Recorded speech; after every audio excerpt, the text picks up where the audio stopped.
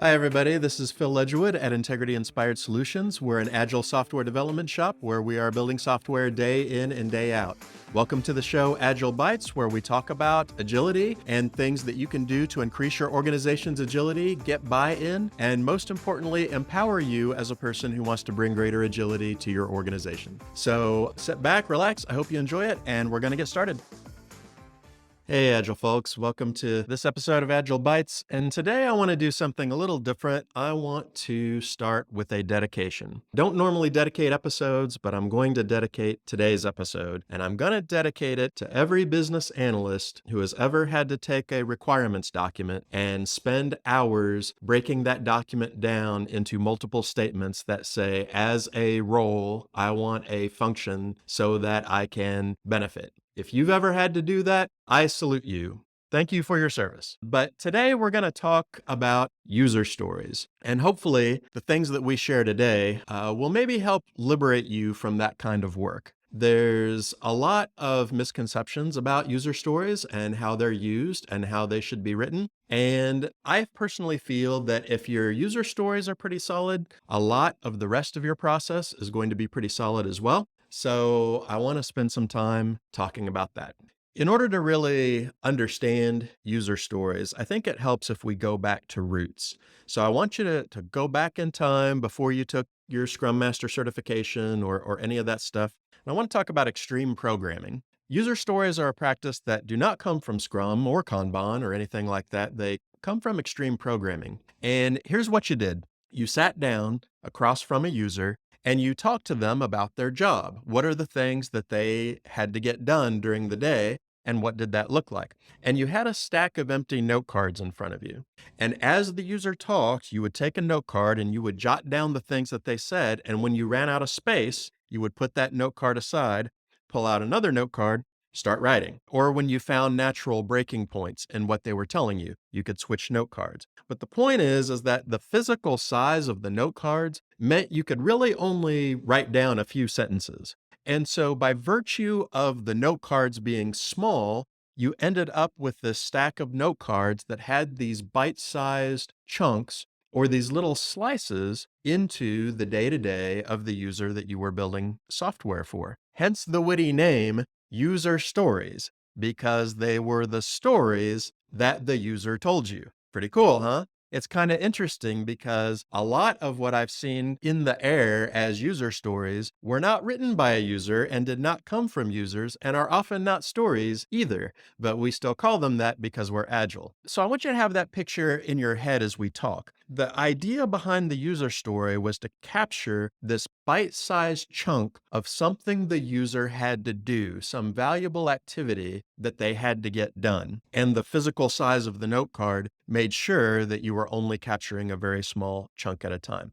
So that's where user stories came from. And even though that practice may have evolved and been tweaked and people found things that did or didn't work for them, I like to go back to those roots because it shows you what the intent of the user story is, the value of the user story and what the user story is really supposed to be about. Well, these days, things are a little bit different. We don't use physical note cards a lot of the time. Different formats and things have kind of arisen that have helped people out or gotten in the way, depending on how you view those kinds of things.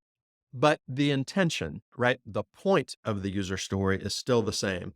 Capturing those little bite-sized slices, photos, insights into things that a user actually needs to do. Now, why do we do this? What is the value of doing software this way or gathering requirements this way? Well, one thing is that user stories are small. Nope, that's pretty much it. I mean, that's the main value. Every value that comes from doing things in a user story manner comes from the fact that the user stories are small. It's taking the small batch principle and applying it to our requirements. So when we have user stories, we have these little bite-sized chunks.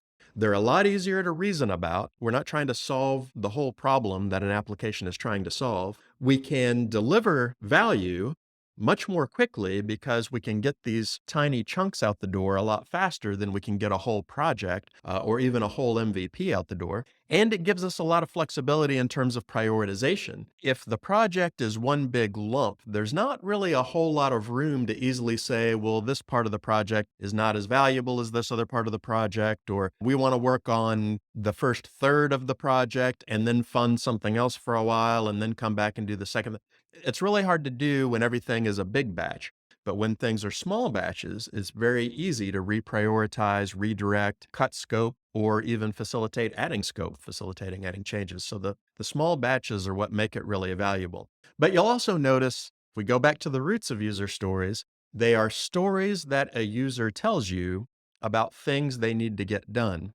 And what that does is it sets us as developers in the mentality of building software that enables the users to do things, that enables them to be awesome at the things that they need to get done. It puts that at the center of the software. And if you think about applications or software that you've recommended to your friends, you probably didn't recommend it because it had tons and tons of features or that the UI was so much better looking than all the competitors, although sometimes that does happen too. But the odds are pretty good that you recommended your app or whatever it was because it let you do something in a way that was easier or better or more productive in some way than other apps you could have used. And it got you excited. So when we're building software, I love that user stories keep our focus on that. It's what does the user want to get done? Now let's translate that into software because that's valuable for the users. Screens are not valuable for users. Drop downs are not valuable for users. Buttons are not valuable for users. Database tables, APIs, all the things that we as development teams care about do not have direct value to users. What has value to them is enabling them to get the things done that they need to get done. And user stories help us keep the focus on that in bite-sized chunks that allow us to be very nimble in how we handle those. And that's where agility comes in because the smaller our batches are, the more room we have to be agile. I often tell our own teams one of the values of the user stories are the white spaces in between them when you put them on a board, because every space between cards is an opportunity to reprioritize. It's an opportunity to redefine scope. It's an opportunity to have conversations about what's truly valuable.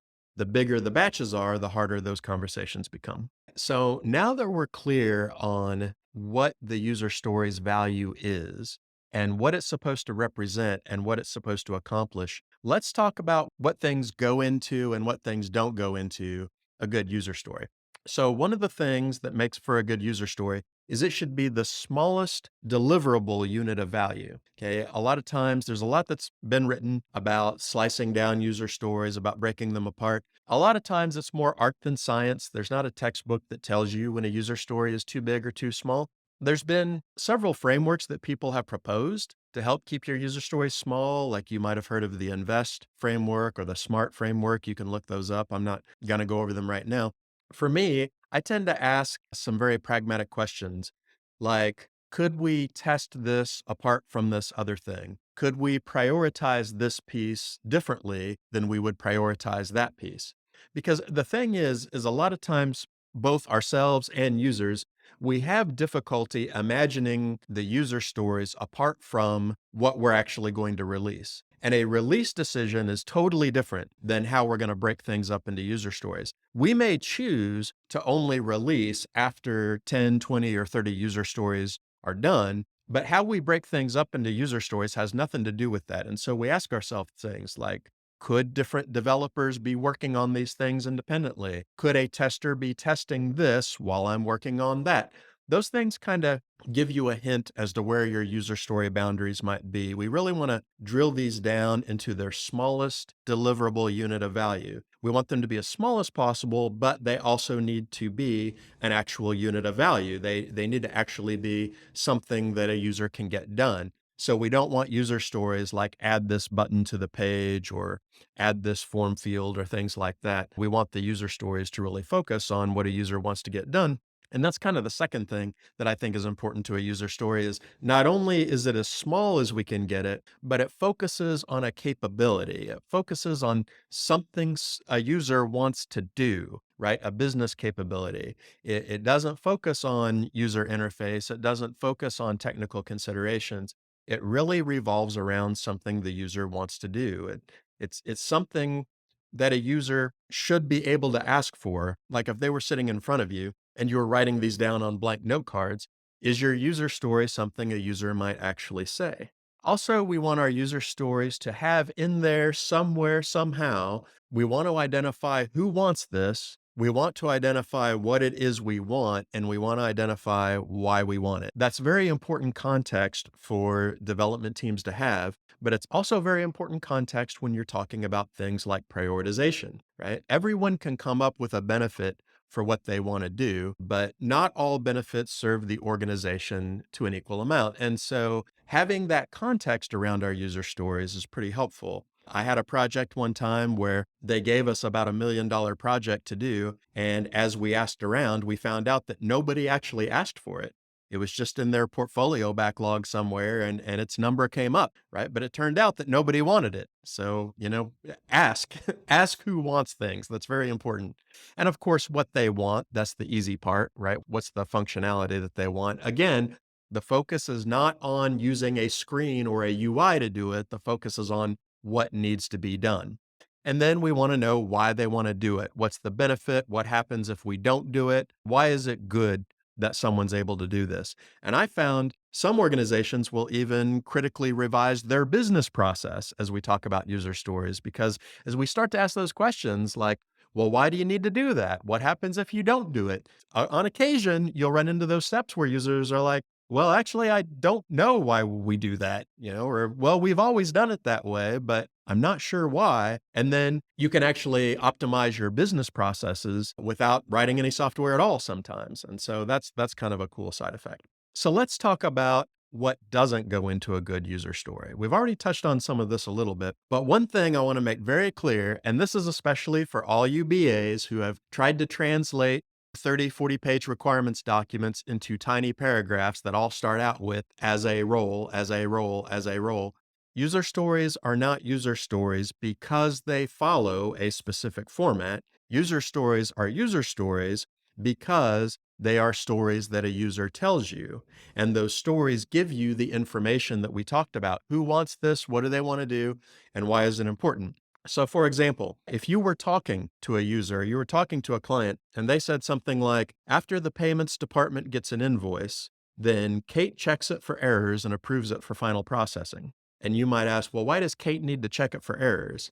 And they might say, well, if she doesn't, sometimes we'll end up overpaying or underpaying. You've got your user story, right? Who wants this? It's Kate. What does she need to get done? She needs to be able to approve the invoices prior to payment. Why does she need to do it? Because sometimes we overpay or underpay if Kate doesn't check it. Now, that may lead to other conversations, right? We might then have conversations about, well, why do we end up with invoices with errors on them? And that may generate other user stories for other parts of the application or other systems. But what I just said, after the payments department gets an invoice, Kate checks it for errors and approves it for final processing so that we don't overpay or underpay. That's a totally fine user story. That's a great user story, depending on the scope of what check it for errors means. That's totally fine, even though it doesn't follow the as a whatever, I want whatever format. That's not what makes it a user story. And I have seen so many well-intentioned business analysts really wring their hands trying to shoehorn a requirement into that specific format when it just doesn't fit. It doesn't have to. They all don't have to look that way, just so long as you have the appropriate context for the conversations that have to occur around that user story. We also don't want our user story to be focused on implementation details or a technical deliverable. We don't want our user stories to talk about screens and tabs and buttons and drop downs. Those are all things that we will figure out as we design the best solution for that business capability. We want our stories to be around what the user needs to get done. Finally, we don't want our user stories to be defined by release decisions. Again, a lot of times we have a hard time thinking about bundles of value or pieces of value apart from how we're going to package them all up. Like, we would never release this software with the ability to add brokers, but not the ability to delete them. Well, that may be true. However, you can have one developer working on the ability to add brokers while another developer works on the ability to delete them. You can have these things tested separately from each other. You can prioritize things differently from each other. In one project my team did, we were building an HSA broker portal, and we actually built the ability to add brokers, and users started using the software before we had update and delete done. Would I do that on every single project? Maybe not. In some projects, it's not valuable to be able to do that, but in that one, it certainly was. Now, we would never do like a final release, a production ready release without all that stuff bundled together, but that doesn't mean we had to break up our user stories that way. So you want to make sure that those are two separate items in your mind. The package of value we choose to release is not the same as how we're going to break the value down into user stories. Those are two different discussions. So you don't want that to be controlled by it. So hopefully that frees you up a little bit. As we're talking about user stories being stories that a user actually tells you, people often ask, well, what about technical user stories? What about things like server upgrades, technical things we need to do that have to be done, but a user would never ask for them?